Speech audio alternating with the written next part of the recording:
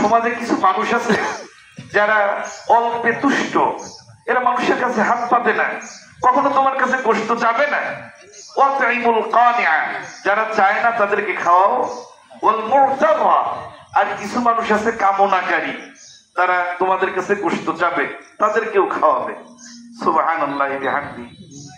তো রাসূল কারীম সাল্লাল্লাহু আলাইহি ওয়াসাল্লাম আজ থেকে 1435 বছর আগে নিজের জীবনের শেষ সময়ে ঈদ উল আজহার নামাজ পড়িয়েছেন, ঈদ উল ফিতর পড়িয়েছেন, এরপর ইন্তেকাল করেছেন। জিলহজ মাস, এরপরে মুহররম মাস শুরু হবে, আবার বছর শুরু হবে, সফর, রবিউল আউয়ালে নবীজি ইন্তেকাল করেছেন। ঈদ উল ফিতরের নামাজ পড়িয়েছিলেন মদিনাতুল মুনাওয়ারায়, মক্কাতুল মুকাররমায় যে ঈদ উল আজহার নামাজ পড়লেন, এরপরে রবিউল আউয়ালে ইন্তেকাল করলেন। এরপরে আর নবীজি ঈদের নামাজ পড়তে পারেন নাই। জীবনের শেষ সময়ে মোট 10 বছর রাসূল কারীম সাল্লাল্লাহু আলাইহি ওয়াসাল্লাম ঈদ উল ফিতর এবং ঈদ উল আজহার নামাজ পড়িয়েছেন। তো আমরা সেই স্মৃতি বিজড়িত ঈদ উল আজহার নামাজ পড়তে এসেছি। আমরা যারা আসতে পেরেছি আলহামদুলিল্লাহ, এখনো যারা বাড়িতে বসে আছি আসতে পারি নাই, আল্লাহ আমাদের তৌফিক দান করুক, আমরা যেন খুব দ্রুত আসতে পারি। এটা আলাদা একটা ওয়াজিব। ঈদ উল ফিতরের, ঈদ উল আজহার নামাজ পড়া 5 ওয়াক্ত ফরজ নামাজের সাথে সম্পৃক্ত নয়। 5 ওয়াক্ত ফরজ নামাজ পড়া ফরজ, কেউ যদি না পড়ে কবিরা গুনাহ হবে এক ওয়াক্তের জন্য। একটা ছোট্ট কবিরা গুনাহ করলে, নিম্নমানের কবিরা গুনাহ, 70,000 বছর আল্লাহ তাকে জাহান্নামে রাখবেন। নাউযুবিল্লাহি মিন যালিক। 5 ওয়াক্ত নামাজ যেভাবে পড়া জরুরি, না পড়লে কবিরা গুনাহ হয়, বছরে এরকম 2টা ঈদের নামাজ পড়া জরুরি, ওয়াজিব, না পড়লে কবিরা গুনাহ হয়। এটা আলাদা ওয়াজিব। সমাজে বহু মানুষ আছে যারা ওক্তিয়া নামাজ পড়ে না, এরা আবার ঈদের নামাজেও আসতে চায় না। ঈদের নামাজে আসা আলাদা ওয়াজিব। ঈদের নামাজে না আসলে আবার 2 ঈদে 2 নামাজ না পড়ার কারণে 2টা কবিরা গুনাহ হলো, আবার 70,000 বছর নতুন করে যোগ হলো, তার জাহান্নামে থাকতে হবে। 70,000 তো অনেক বড় কথা। আচ্ছা, যদি ধরে নেই আল্লাহ বললেন যে ঈদের নামাজ না পড়লে তোমাদের 70 বছর জাহান্নামে দেওয়া হবে, কেমন কঠিন হবে। আল্লাহ বললেন যে না, 70 মাস থাকবে, 70 ঘন্টা থাক, 70 মিনিট হোক না, 70 সেকেন্ড আমরা জাহান্নামে থাকতে পারবো না। ভাটার আগুন দেখছেন না কি অবস্থা, ওখানে যা দেয়া যাবে সব শেষ করে ফেলবে, ভস্ম করে ফেলবে। আগুনের চেহারা তো লাল, আপনাদের পাশেই তো ভাটা দেখছেন, লাল। আর জাহান্নামের আগুনের চেহারা কালো। 3000 বছর আল্লাহ জানিয়েছেন, কোরআন শরীফে আছে, ওয়াকুদুহান নাসু ওয়াল হিজারা উইদ্দাত লিল কাফিরিন। আল্লাহ বলছেন জাহান্নামকে আমি প্রজ্বলিত করেছি, এর জ্বালানি শক্তি, ওয়াকুদ বলে।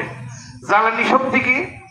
ভাটায় যে আগুন জ্বালায়, এর জ্বালানি শক্তি কি? খড়ি, কাঠ, পাথুরে কয়লা, এগুলো জ্বালানো শক্তি, জ্বালানি শক্তি। আর জাহান্নামের জ্বালানি শক্তি হচ্ছে ওয়াকুদুহান নাস ওয়াল হিজারা, মানুষ আর পাথর। পাথর দিয়ে আল্লাহ জ্বালিয়েছেন, পাথর দিয়ে আগুন জ্বালিয়েছেন জাহান্নামের, এখনো জ্বলতেছে। প্রথমে 1000 বছর জ্বালিয়েছেন। ফেরেশতারা বললেন, আয় রব্বে কারীম, জাহান্নামের আগুন তো লাল বর্ণ। আল্লাহ বললেন যে না, তারা ঈদের নামাজ পড়তো না, জুমার নামাজে যেত না, ওক্তিয়া নামাজ পড়তো না, 1000 বছর জাহান্নামে রাখতে হবে। এই আগুনে রাখলে হবে? আরো 1000 বছর জ্বালাও। আবার জ্বালানোর পরে হাদিসে আছে সাদা হয়ে গেল। আল্লাহ বললেন যে না, তাতেও হবে না, আরো 1 বছর জ্বালাও, 1000 বছর জ্বালাও। এরপরে বর্তমানে যে জাহান্নামের আগুন আছে, এটা অমাবস্যার রাত্রের মতো কালো। এই আগুনের ভিতরে আল্লাহ জ্বালাবেন। 2 ঈদের নামাজ না পড়লে 2টা অতিরিক্ত কবিরা গুনাহ।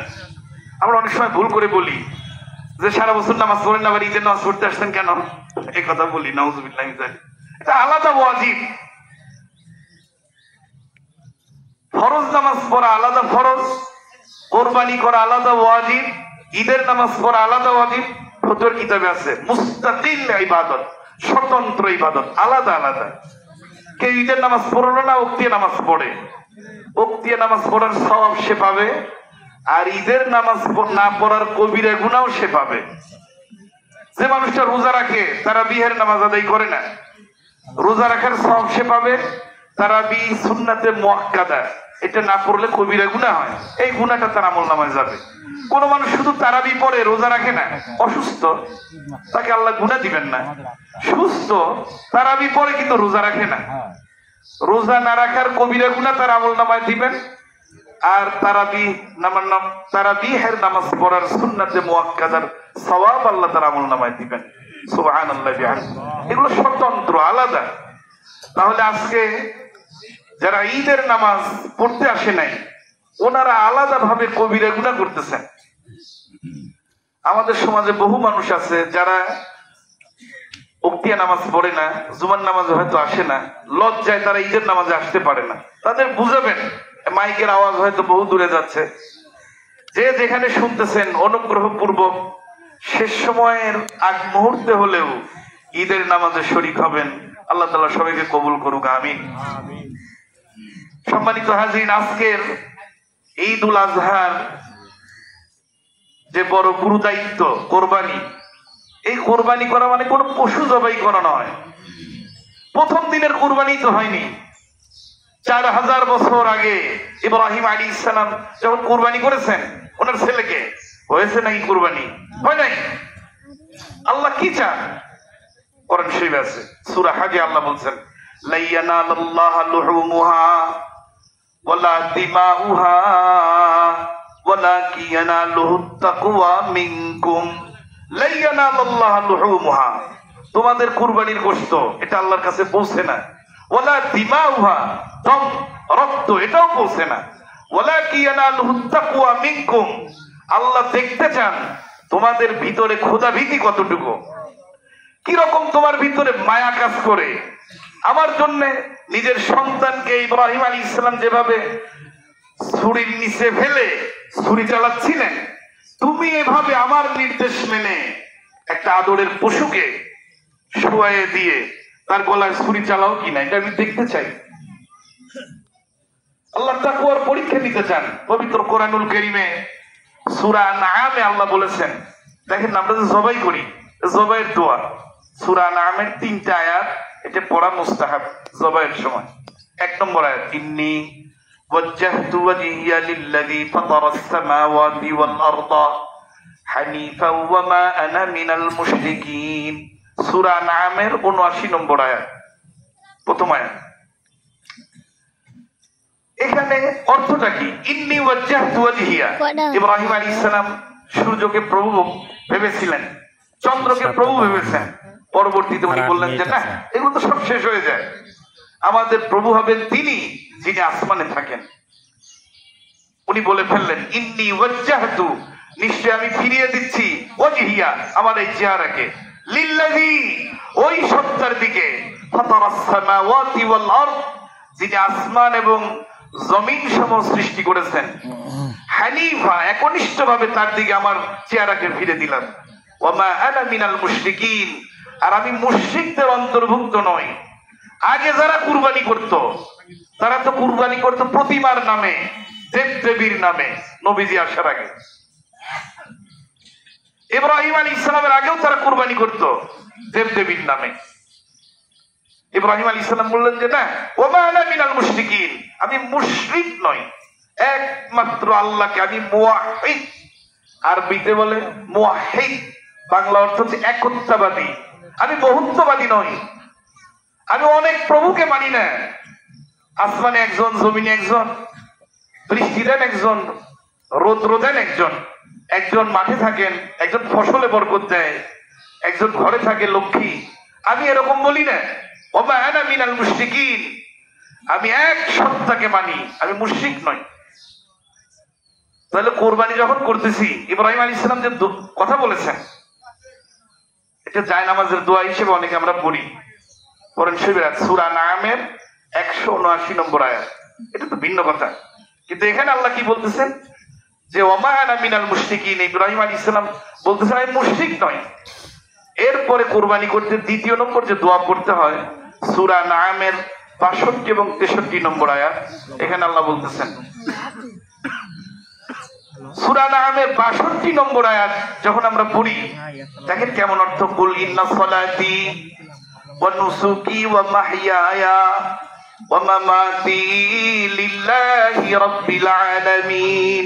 কুল, হে নবী আপনি বলে দেন, ইন্না সলাতি আমার নামাজ, ওয়া নুসুকি আমার কুরবানি, ওয়া মাহইয়ায়া আমার জীবন, ওয়া মামাতি আমার মৃত্যু আমার মরণ, লিল্লাহি রাব্বিল আলামিন যিনি বিশ্ব পালন করতে একমাত্র তার জন্য, সব তার জন্য। আমি যে কুরবানি করতেছি এই কুরবানি আল্লাহর জন্য। পূর্ববর্তী যারা কুরবানি করেছে দেবদেবীর নামে, প্রতিমার নামে, আমি এমন নই, আমি একমাত্র আল্লাহর জন্য কুরবানি করতেছি। এই জন্য কুরবানি হয় আল্লাহর নামে। আমরা যখন বলি বিসমিল্লাহি আল্লাহু আকবার, এটা আল্লাহর নামে কুরবানি হয়। আর আমরা যারা অর্থায়ন করেছি আমাদের পক্ষ থেকে, অনেক মহল্লায় দেখবেন ইমাম সাহেবদের হাতে একটা লিস্ট ধরায় দেয়, খুতর কিতাবে আছে, এটা অনুচিত। আপনি অর্থায়ন করছেন, কুরবানি যে করে করুন, আল্লাহ জেনে গেছেন কুরবানি কে করতেছে, আর নামে হবে আল্লাহর, আমাদের পক্ষ থেকে হবে। আমরা 7 জনে এই গরুটা 1 লক্ষ টাকা দিয়ে কিনেছি, কত টাকা ভাগে দিছি এটা আল্লাহ জানেন। আমরা একটা ছাগল কুরবানি করতেছি, কত টাকা দিছি এটা আল্লাহ জানেন। নাকি আবার নাম বলে দিতে হবে? নাম বলতে হবে না, এটা আল্লাহ জানেন। আর কুরবানি হবে একমাত্র আল্লাহর নামে, বিসমিল্লাহি আল্লাহু আকবার এটা বলতে হবে। এরপরে 3 নম্বর আয়াত, সূরা আনআমের 63 নম্বর আয়াত। রাসূল কারীম সাল্লাল্লাহু আলাইহি ওয়াসাল্লামকে আল্লাহ বলেছেন, কুল ইন্না সলাতি ওয়া নুসুকি ওয়া মাহইয়ায়া ওয়া মামাতি লিল্লাহি রাব্বিল আলামিন লা শারীকা লাহু ওয়া বিযালিকা উমিরতু ওয়া আনা আউয়ালুল মুসলিমিন। লা শারীকা লাহু, আল্লাহর সাথে কোনো শরীক নাই। ওয়া বিযালিকা উমিরতু, আমি সেই কাজ করতেছি যেই নির্দেশ আমার রব দিয়েছেন।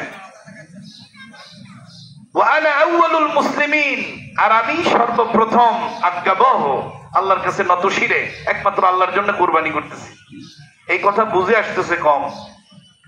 যারা হজ করতে গেছে হাজী সাহেবেরা, ওনারা কি বলে বলেন তো? লাব্বাইক আল্লাহুম্মা লাব্বাইক, না না লাব্বাইক লা শারীকা লাক লাব্বাইক ইন্নাল হামদা ওয়ান নি'মাতা লাকা ওয়াল মুলক লা শারীকা লাক।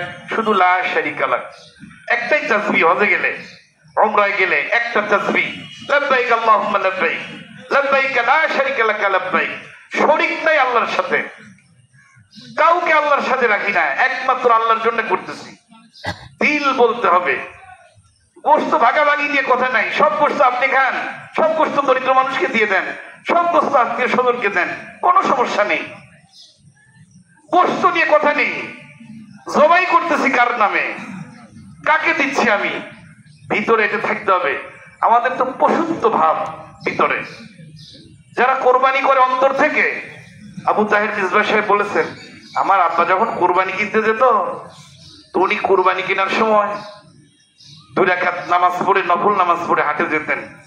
বলতেন, আয় আল্লাহ, ইব্রাহিম আলাইহিস সালাম যেমন শাম দেশ থেকে মক্কাতুল মুকাররমায় ওনার ছেলেকে কোরবানি করার জন্য গিয়েছিলেন, ছেলেকে আনতে, আমি এরকম কোরবানির পশু আনতে যাচ্ছি হাটে, এ কথা বলে কাঁদতেন।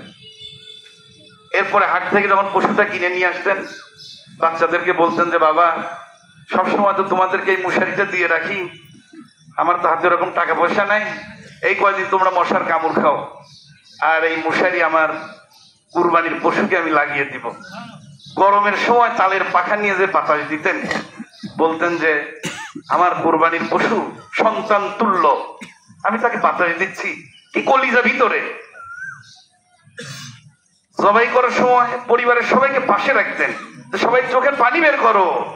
ইব্রাহিম আলাইহিস সালাম তো তার সন্তানকে ছুরির নিচে ফেলাইছিলেন, আমি সেই পশু, আমার কুরবানির জন্তু, এটাকে ছুরির নিচে ফেলাবো, সবার চোখ দিয়ে পানি বের করো। আচ্ছা, আপনাদের কি মনে হয় ইব্রাহিম আলাইহিস সালাম যখন ওনার ছেলেকে জবাই করতে লাগছি না, চোখ দিয়ে পানি বের হয় নাই? এটা কোরআন শরীফের আয়াত দেখেন, আল্লাহ বলছেন সূরা সাফফাতে আছে।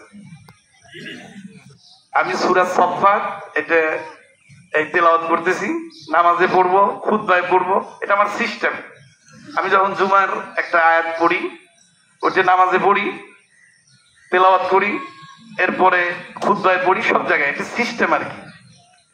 আমার কথা যারা গুরুত্ব দিয়ে শুনবেন তারা বুঝতে পারবেন। এটা সূরা সফফাতে আল্লাহ বলছেন, লম্বা আয়াত, ওয়াকালা ইন্নী যাহিবুন ইলা রাব্বি সায়াহদিন। ওয়াকালা ইন্নী, ইব্রাহিম আলাইহিস সালাম বললেন, আয় রব, যাহিবুন ইলা রাব্বি, আমি আপনার কাছে চলে যাব, সায়াহদিন, আপনি আমাকে পথ দেখাবেন। এদেশের মানুষ আমাকে ইবাদত করতে দেয় না। আমার আব্বা আযর সে পর্যন্ত আমাকে মূর্তি পূজায় বাধ্য করে, বহুত্ববাদী শিখায়। আমি তো একত্ববাদী, আমি তো একমাত্র আপনাকে মানি, লা শারীকা লাহ, আপনার সাথে কোনো শরীক নাই। আমার আব্বা বলে যে বাইউল আসলাম, তিনি মূর্তি বিক্রি করেন, আবিদুল আসলাম, তিনি মূর্তির পূজাও করেন। আমার আব্বার কাছে আর থাকতে চাই না। ওনার বাড়ি ইরাকের বাবেল নগরীতে, আমাদের যেমন পাবনার চাটমোহর, এরকম ইরাকের বাবেল, বাংলাদেশের পাবনা ধরেন, ইরাকের বাবেল। তো উনি সেখান থেকে হিজরত করে শাম দেশে চলে গেলেন, বর্তমান যেটা সিরিয়া, এভাবে বলতে পারেন ফিলিস্তিন। ফিলিস্তিনে ইব্রাহিম আলাইহিস সালামের কবর। আজকে ঈদের দিন, গতকালকে সেখানে ঈদ হয়েছে ফিলিস্তিনে। ঈদের দিনেও ইসরায়েল বাহিনী কিন্তু তাদের বর্বর হামলা চালিয়েছে। আমরা তো এখানে ঈদ উদযাপন করতেছি আনন্দের সাথে, আর তারা ধ্বংসস্তূপের নিচে, ধ্বংসস্তূপ মসজিদ নিচে সামান্য জায়গা দেখলাম ঈদের জামাত কায়েম করতেছে। তাদের তো আমরা ভুলেই গেছি অনেকটা। তাদের 4টা ঈদ চলে গেল ধ্বংসস্তূপের ভিতরে, অনেকটা ভুলে গেছি। কিন্তু আমরা ভুলি নাই, আলহামদুলিল্লাহ। নিয়মিত আমরা খুতবায় ফিলিস্তিনের জন্য দোয়া করি, আফগানিস্তানের জন্য দোয়া করি, পাকিস্তানের জন্য দোয়া করি, আমাদের মুসলিম দেশগুলোর জন্য দোয়া করি। খুতবায় আমরা নিয়মিত এটা করি, আলহামদুলিল্লাহ। এটা বলার সময় মুসল্লিদের মনে মনে আমিন আমিন বলতে হয়।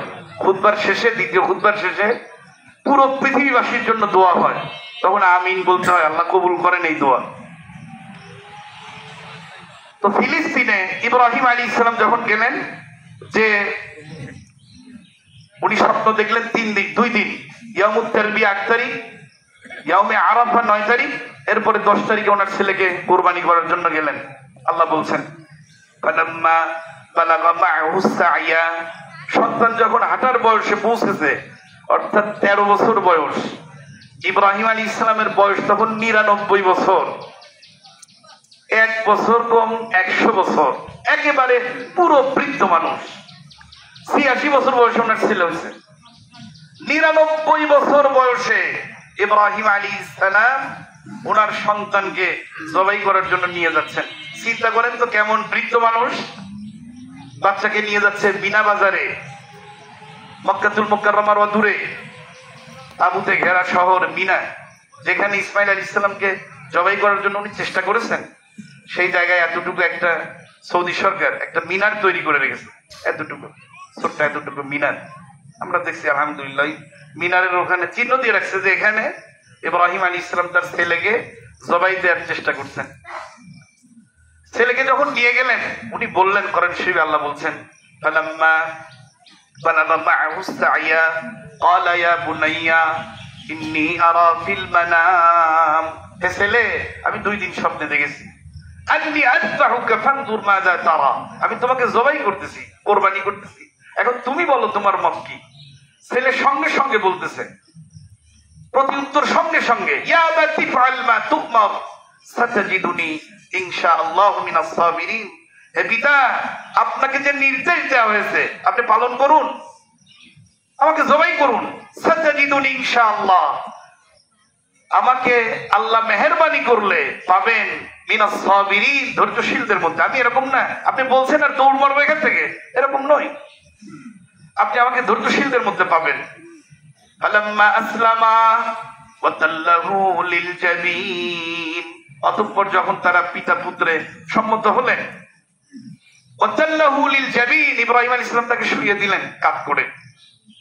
শোয়া দেওয়ার নিয়ম হচ্ছে, আমরা যখন গরু শোয়াবো, ছাগল, এটা হচ্ছে কিবলার দিকে পা দিয়ে, মাথাটা এদিকে দিয়ে, পুরো কিবলার দিকে পা গুলো থাকবে, সুন্নাত তরিকা।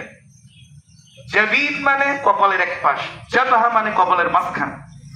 ওয়াতাল্লাহু লিল জাবিন, এক পাশ করে ইব্রাহিম আলাইহিস সালাম ইসমাইল আলাইহিস সালামকে শোয়া দিলেন।